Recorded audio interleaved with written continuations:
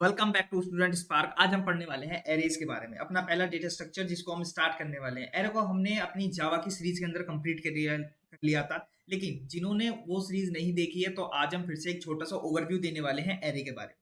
तो अच्छा होगा अगर आप एरे को अच्छे से पढ़कर आओ।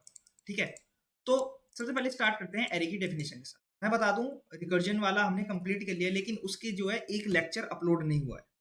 वो अपलोड इसलिए नहीं हुआ है, वो रिकॉर्ड हो गया था, लेकिन कुछ इश्यू के कारण वो वीडियो जो है उसके अंदर थोड़ा एरर आ गया, जिसकी वजह से हमारे जो दो एग्जांपल्स बच रहे थे वो नहीं हुए। लेकिन हमने टावर ऑफ हनोई को अच्छे से पढ़ लिया था लास्ट लेक्चर के। तो स्टार्ट करते हैं डेफिनेशन के साथ। An array is a data structure that stores a collection of elements of the same data type in contiguous memory location. इसका मतलब है बेसिकली एरे क्या है, हमारा एक डेटा स्ट्रक्चर है जिसको हम यूज करते हैं अपने कलेक्शन ऑफ एलिमेंट्स, यानी बहुत सारे एलिमेंट्स या डेटा को स्टोर करने के लिए। कौन से? सेम टाइप के। यानी अगर एक इंटीजर टाइप का एरे है तो उसके अंदर हम जो है वैल्यू जो स्टोर करेंगे, डेटा जो स्टोर होगा वो हमारा इंटीजर टाइप का होगा।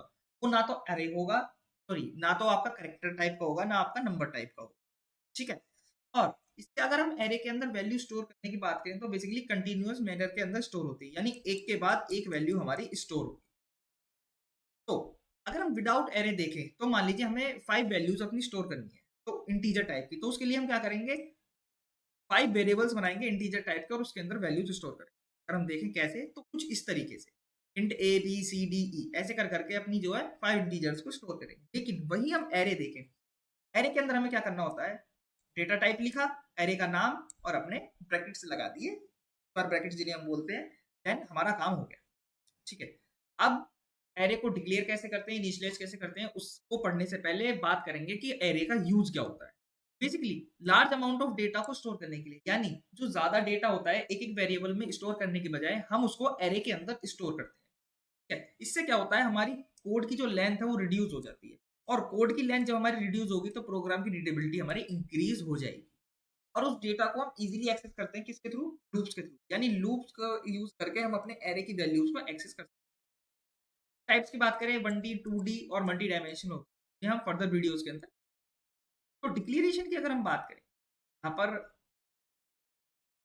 पर बेसिकली मैंने सी का ले रखा है, इसको एक बार, क्योंकि जिन्होंने सी की वीडियो देखी होगी पता होगा कि हमने जो है कहते हैं।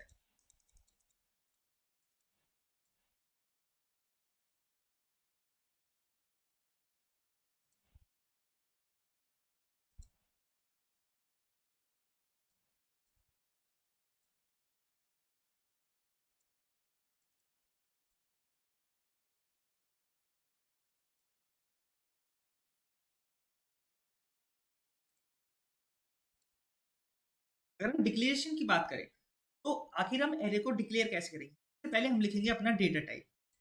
किस टाइप के एलिमेंट्स या डेटा को हम अपने एरे के अंदर स्टोर कराना चाहते हैं। उसके बाद अपने एरे का नाम, देन हम अपने स्क्वायर ब्रैकेट्स।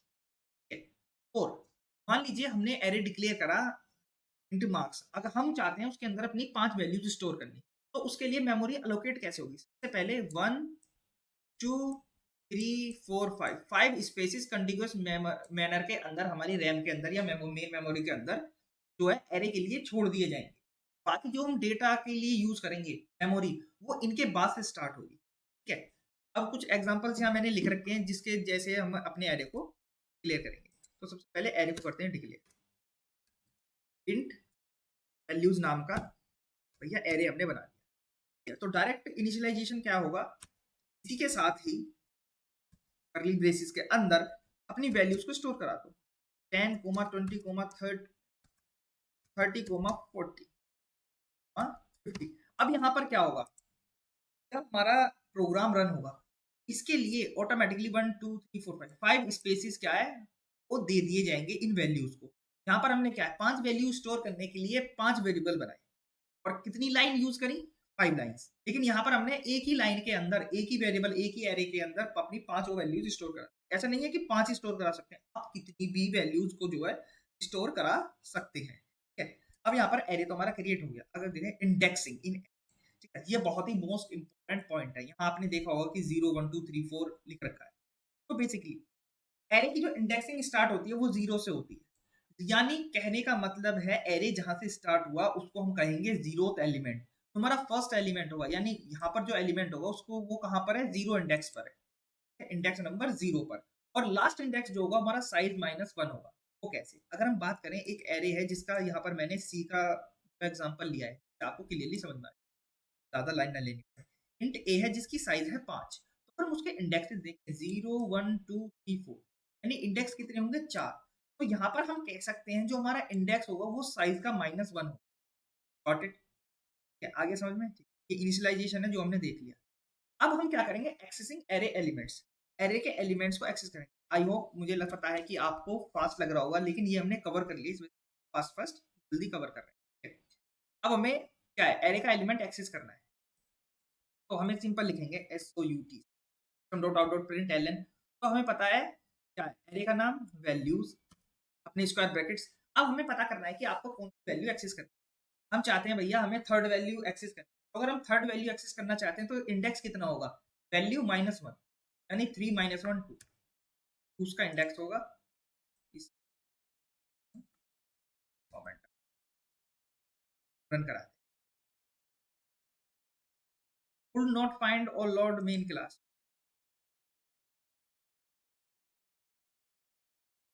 error।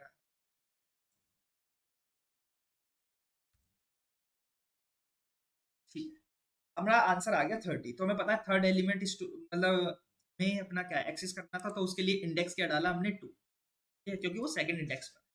अब बात करते हैं यूजिंग लूप विद एरे। अब हमें क्या है? सारे के सारे एलिमेंट्स प्रिंट कराने हैं, तो उसके लिए क्या करना होगा? हम ऐसे तो नहीं है जैसे अभी मैंने तरीका देखा वैल्यू 2, पहले हम value of 0 zeroth index print करवाएंगे, 1 2 3, नहीं, ये क्या है? कोड हमारा लंबा हो जाएगा, इसलिए हम क्या करेंगे? एक लूप बनाएंगे for int I is equal to 0, I is less than equal to कितना? साइज कितना है इसका? भाई सबसे पहली बात है कि इसका आखिर साइज है कितना? तो उसको जावा के अंदर हमारा एक मेथड होता है, पहले अपने एरे का नाम लिखिए, वैल्यूज डॉट लेस देन, क्योंकि लेंथ जो है वो ज्यादा होगी, इसकी लेंथ कितनी होगी? 5, लेकिन इंडेक्स कितने हैं? 4। तो जो हम वैल्यू को एक्सेस करते हैं बेसिकली इंडेक्स के ऊपर करते हैं, तो i प्लस प्लस 10, इसके अंदर प्रिंट करवा दीजिए वैल्यूज ऑफ। आप कहोगे कि आई क्यों लिखा? देखिए, ये बेसिकली कहाँ से स्टार्ट हो रहा है? 0 से। तो यहाँ पर आई की वैल्यू क्या आएगी? 0, क्योंकि इंडेक्स हमारा 0 से स्टार्ट होता है। तो वैल्यू ऑफ 0 के अंदर कौन सी वैल्यू प्रिंट होगी? 10।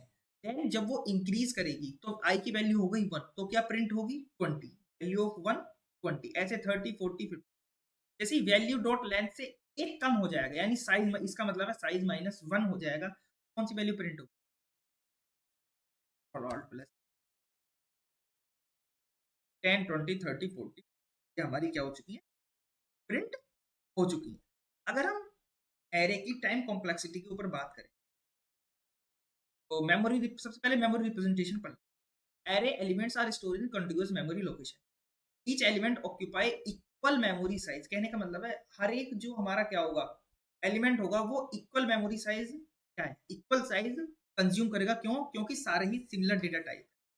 मान लीजिए यहाँ पर एरे है जिसके अंदर 3 एलिमेंट्स है, 5 10 50, या आप नहीं समझेगा इस सिंटेक्स को आप यूज नहीं, क्योंकि ये सी की हमारी टेम्पलेट है। सी का जो है, सी के नोट्स मिलते जुलते ही होते हैं, थोड़ा सा ही अंतर होता है, इस वजह से मैंने इसको ही लिया दोबारा बनाने की। तो एरे ऑफ 0 पर हमें पता है हमारा एड्रेस होगा 1000, यानी बेस एड्रेस क्या होता है? बेस एड्रेस होता है आपका पहले एलिमेंट का एड्रेस। साइज इसका ये हो गया। अब तो बेसिकली एड्रेस निकालने का फॉर्मूला है, वो क्या होता है? वो अभी बताता हूँ मैं आपको।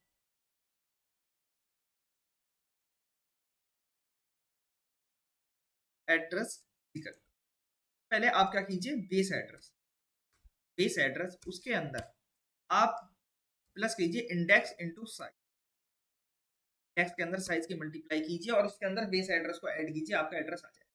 ठीक है, अब कैलकुलेट करके देखें, हमें पता है बेस एड्रेस 1000, तो जाहिर सी बात है A0 की वैल्यू क्या होगी? 1000 होगी, मतलब एड्रेस जो होगा 5 का वो।